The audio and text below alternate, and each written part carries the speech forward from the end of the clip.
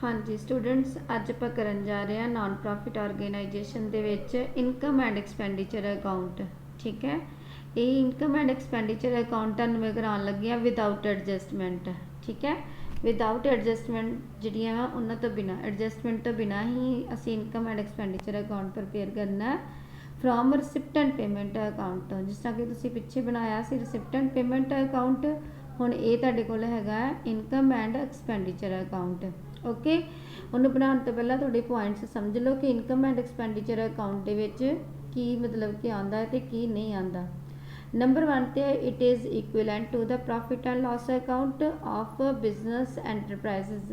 ये की है कि जिस तरह तुसीं ट्रेडिंग अकाउंट ते प्रॉफिट एंड लॉस अकाउंट बनाते सी, वो हैगी सी प्रॉफिट ऑर्गेनाइजेशन के लिए। ठीक है, जिहड़ी ऑर्गेनाइजेशन ने प्रॉफिट कमाना हुंदा सी, वो प्रॉफिट एंड लॉस अकाउंट बनादियां सी। ये हैगी नॉन प्रॉफिट ऑर्गेनाइजेशनस, इसलिए इनू की बनाना पैंदा इनकम एंड एक्सपेंडिचर अकाउंट बनाना पैंदा वा। तो इनकम एंड एक्सपेंडिचर अकाउंट जिस तरह तुसीं प्रॉफिट एंड लॉस अकाउंट आप बनाते सी, उस तरह ये भी इनकम एंड एक्सपेंडिचर अकाउंट बनाना वा। ठीक है, next both cash and non cash items are considered. इहदे दोनों ही जिहड़ियां कैश नाल रिलेटिड ਜਾਂ नॉन कैश नाल रिलेटिड जिन्नियां भी आइटम्स वा सारियां इहदे विच आउणगियां। जिस तरह कि recipient payment account they which only cash नाल रिलेटिड आइटम्स आईयां सी, इहदे विच नॉन कैश आइटम्स भी आणियां ने। ठीक है, सारियां आइटम्स जिहड़ियां कि नॉन कैश होणगियां उन्हां ने भी जिवें कि डेप्रीशिएशन हो गया सी तुहाडा, provision for taxation provision bad debts जिहड़े हैगे सी वो हो गए, वो भी इहदे विच आउणगे। ठीक है, नंबर 3 ते गया all capital natures expenses and incomes are not included in this account. मतलब कि जिस तरह तुसीं पहला रिसिप्टेंट पेमेंट अकाउंट बनाया सी आपां, ठीक है ना, उहदे विच जो भी असीं कैश पेमेंट कीती है, जो भी कैश रिसीव कीता है, बेशक वो कैपिटल नेचर का सी, बेशक रेवन्यू नेचर का सी, वो असीं सारा इहदे विच ट्रांसफर किया है। कैपिटल नेचर मीनिंग कि जिहड़ियां असीं कुछ फिक्स चीज़ां ने जिहड़ियां ज़्यादा लंबे समय लिए असीं परचेज करके रख लैंदे हां। ठीक है, और रेवन्यू नेचर से डेली खर्चे साडे हुंदे आ जां डेली इनकम्स हुंदियां ने वो वालियां। ठीक है, इहदे विच डेली इनकम्स जां डेली जिहड़े एक्सपेंसिस आ वो आणगे, बल्कि वो आने हैं कैपिटल नेचर नाल रिलेटिड चीज़ां इहदे विच नहीं आनियां। फॉर एग्जाम्पल जिस तरह कि बिल्डिंग होगी, प्लांट एंड मशीनरी, और तुहानूं पता है कि ये सारियां बैलेंस शीट दीयां आइटम्स हैगियां ने। ओके, नैक्सट आ गया current year incomes and expenses are recorded. ये जिहड़ी इनकम एंड एक्सपेंडिचर अकाउंट बनाना है, इहदे विच जिहड़े साल दा तुसीं इनकम एंड एक्सपेंडिचर अकाउंट बना रहे हो, उसे ही साल दे खर्चे ते इनकम जिहड़ियां वा वो तुसीं पाणियां ने, बल्कि उस तो अगले साल दियां जां उस तो पहले पिछले साल दियां इनकम ते एक्सपेंसिस कुछ भी इहदे विच ट्रांसफर नहीं करना। जिस तरह कि रिसिप्टेंट पेमेंट दे विच असीं प्रीवियस ईयर का, नैक्सट ईयर का एंड करंट ईयर तीनों सालों की कैश पेमेंट पाते सी ना, इहदे विच नहीं पानी भी, इह सिर्फ करंट ईयर नाल रिलेटिड जिहड़ियां वा आइटम्स वा वो आउणगियां। ठीक है, इट शो सरप्लस और डेफिशिएंट्स ऑफ एन अकाउंटिंग पीरियड। हुण जिस तरह कि तुसीं ट्रेडिंग अकाउंट बनाते सी, P&L अकाउंट बनाते सी प्रॉफिट ऑर्गेनाइजेशन लई, उहदे लास्ट ते जिहड़ा बैलेंस बचदा सी उहनूं तुसीं प्रॉफिट लिखदे सी जां लॉस लिखदे। इहदे विच जिहड़ा हैगा बैलेंस बचेगा उहनूं असीं सरप्लस लिखांगे जां की लिखांगे डेफिशिएंट्स। ठीक है, होर कुछ नहीं राइट करना, बिकॉज ये जिहड़ी है नॉन प्रॉफिट ऑर्गेनाइजेशन है, इसलिए असीं इहनूं प्रॉफिट ते लॉस वर्ड जिहड़ा वा वो नहीं दे सकते। ठीक है, हुण देखो नैक्सट पॉइंट सानूं पता चल गए कि ये प्रॉफिट एंड लॉस अकाउंट नाल रिलेटिड सारियां आइटम्स, जिस तरह कि P&L अकाउंट विच तुसीं आइटम पाते सी, उस तरह ही इहदे विच भी तुसीं ट्रांसफर करनी है items income side and expenditure side. Expenditure side तुहाडी डेबिट होएगी, इनकम साइड तुहाडी किहड़ी होनी है इत्थे क्रेडिट। ठीक है, डेबिट साइड ते जिन्ने भी एक्सपेंडिचर हो पैणगे, क्रेडिट साइड ते जिन्नियां भी इनकम आ वो जाणगियां। अंडरस्टैंड, और इहदे विच कैश ते नॉन कैश आइटम सारियां आणियां ने। कैपिटल नेचर नाल रिलेटिड कोई भी खर्चा जां कोई भी इनकम वो इत्थे नहीं आएगी, बल्कि कित्थे आनी है बैलेंस शीट दे विच। ओके, नैक्सट करंट ईयर नाल रिलेटिड सारे खर्चे आने ने, और जिहड़ा लास्ट ते आंसर बचना साडा बैलेंस बचेगा उन्होंने सरप्लस जां डेफिशिएंट्स लिखांगे।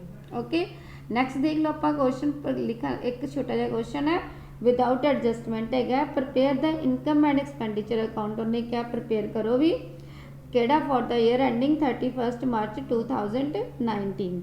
ठीक है, हुण इहदे तो उन्होंने सानू की दिता है receipt and payment account given है। रिसिप्ट एंड पेमेंट अकाउंट सानू दिता है, वो की है पहले है balance BD cash in hand 12,000। ये तो इहदे विच नहीं आएगा क्योंकि जिहड़ा बैलेंस है कैश इन हैंड ये साडी एसेट है। एसेट साडी कित्थे जांदी है, balance sheet which.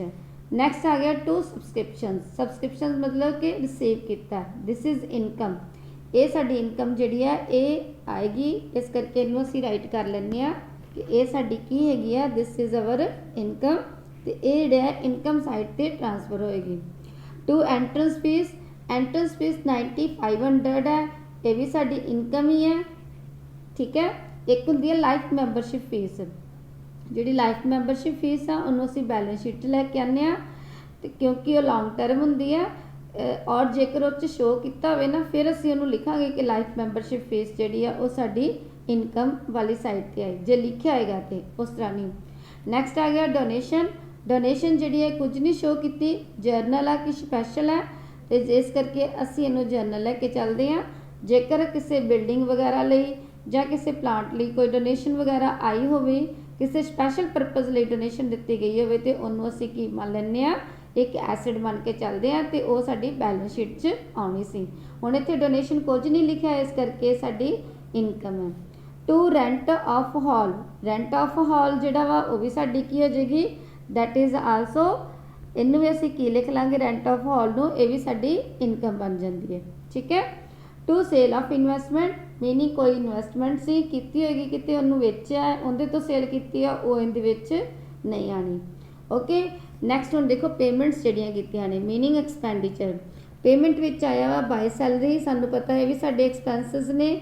Bye rent paid किया है, दिस इज़ आल्सो एक्सपेंसिस आ। इलैक्ट्रिसिटी लई एक्सपेंसिस आ, टैक्सिस वगैरह ये भी एक्सपेंसिस आ। Printing and stationery, this is also expenses, sundry expenses. And next आ गया by books purchase. Books purchase कीतियां ने 11,000 दियां ने, इस करके इत्थे कुछ नहीं राइट किया, इस करके असीं इहनूं कैपिटल नेचर मान के कित्थे जाएगा साडा ये बैलेंस शीट दे विच। ठीक है, और यह भी साडी बैलेंस शीट दी आइटम है। फिक्स डिपॉजिट करवाया है, ये भी साडी की है बैलेंस शीट आ जाएगी।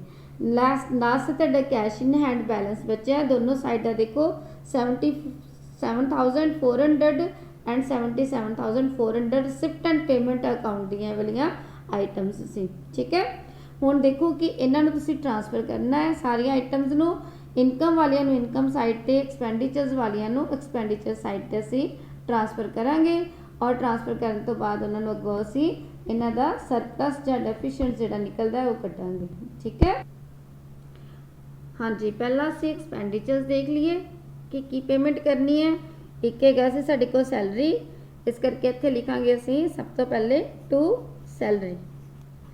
टू सैलरी उहदे विच किन्ने पैसे गए सी, दैट इज़ 4300। ठीक है, नैक्सट टू रेंट, ये भी साडे एक्सपेंसिस सी, ये किन्ने सी 2200। नैक्सट की आ गया साडे को टू इलैक्ट्रिसिटी, इलैक्ट्रिसिटी दे साडे को की गया 3500। नैक्सट टू टैक्सिस, टैक्सिस की गए ने कितने हैं, ये भी 2200। इसी तरह बाय प्रिंटिंग एंड हैगा सी उधर तुहाडा पेमेंट, और पेमेंट नूं तुसीं इत्थे ट्रांसफर करता to printing and stationery. To printing and stationery, ये किन्ने हैगे ने साडे को प्रिंटिंग एंड स्टेशनरी 750। इसी तरह टू सन्ड्री एक्सपेंसिस, ठीक है, वो किन्ने दिते हुए ने एक्सपेंसिस है ने 1100, यानी कि 1100 गिवन है 1100। नैक्सट आ गया साडे को बुक्स परचेज कीतियां हुई ने, वो आइटम इत्थे नहीं आनी भी। ठीक है, नैक्सट बॉन्ड्स से ये भी नहीं आना, फिक्स डिपॉजिट भी नहीं आना हैगा। ठीक है, नैक्सट हुण देख लीए कि साडियां इनकम्स की हैगियां ने। इनकम्स हैगी सी सबसक्रिप्शनस, सब तो पहले बाय सबसक्रिप्शनस। हुण देखो सबसक्रिप्शनस उस साल दे दिते हुए ने, इस करके इहदे विच आ गया। जेकर सबसक्रिप्शनस पिछले साल दे जां अगले साल दे दिते हुंदे ते ओह इहदे विच ट्रांसफर नहीं होने सी। सबसक्रिप्शनस इत्थे किन्ने हैगे ने 32,000 दे। और बाय एंट्रेंस फीस ये देखो एंट्रेंस फीस मीनिंग के किसी ने ऑर्गेनाइजेशन दे विच एंटर करना है, उनकी वो फीस दे रहे ने कितनी 9500। ये भी की आ गई साडे को इनकम। नैक्सट की आ गया साडे को बाय डोनेशन।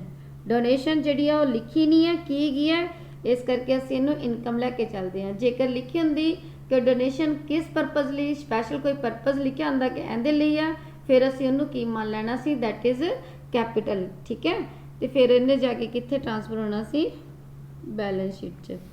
हाँ जी, नैक्सट देख लो बाय डोनेशन 4200 एंड रेंट दिता है हॉल का, उस असी इत्थे मतलब कि साडे कोल आया है, वो भी इहदे विच ट्रांसफर होएगा, दैट इज़ 1700।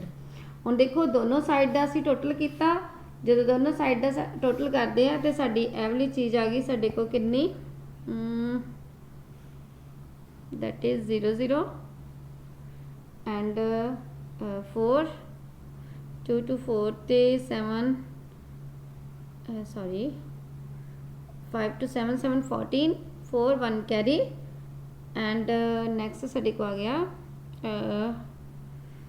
9 3 12 12 ते sorry 9 to 11 4 15 16 1 carry 17 and 3 plus 1 4 4700 sorry 47,400।